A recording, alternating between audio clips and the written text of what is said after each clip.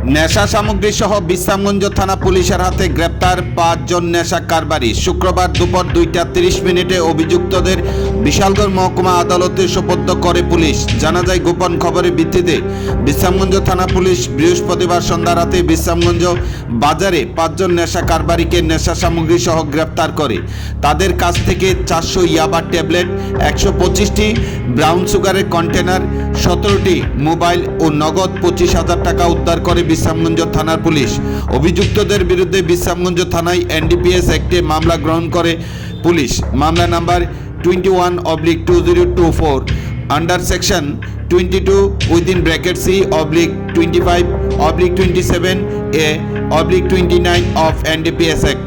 অভিযুক্তরা হলো অনুরূপম দত্ত, বাবার নাম স্বর্গীয় ধ্রুব দত্ত; জামাল হোসেন, বাবার নাম আব্দুল গফুর; রাম দত্ত, বাবার নাম নারায়ণ দত্ত; জয়ন্ত ঘোষ, বাবার নাম হিরণ ঘোষ; রাহুল সাহা, বাবার নাম শ্রীনিবাস সাহা। প্রত্যেক অভিযুক্তদের বাড়ি বিশ্রামগঞ্জ থানাধীন এলাকায়। বিস্তারিত জানিয়েছেন বিশ্রামগঞ্জ থানার ওসি সুবিমল দেবনাথ।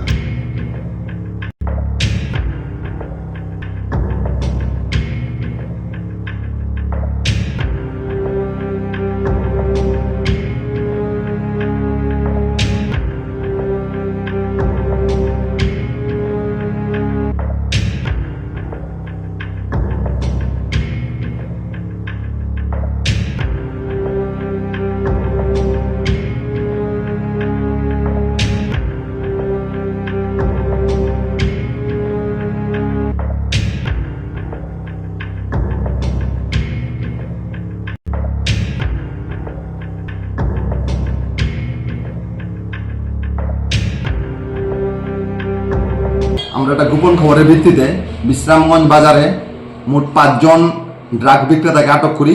তাদের কাছ থেকে আমরা 400 ইয়াবা ট্যাবলেট এবং 125টা হিরোইনের কোটা উদ্ধার করি।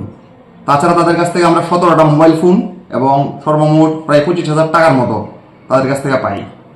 তাদেরকে আমরা একটা এনডিপিএস কেস নিয়ে তাদেরকে অ্যারেস্ট করেছি এবং আজকে তাদেরকে আমরা বিশালগড় কোর্টে প্রেরণ করেছি। এই 5 জন ছাড়াও তাদের কাছ থেকে আমরা কয়েকজনের নাম জানতে পেরেছি। তাদেরকে আমরা অ্যারেস্ট করার জন্য আমরা চেষ্টা চালিয়ে যাচ্ছি।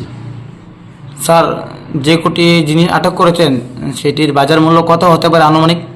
বাজার মূল্য আনুমানিক 1 লাখ টাকার মতো হতে পারে। আগামী দিনে আপনাদের এই প্রচেষ্টা জারি থাকবে।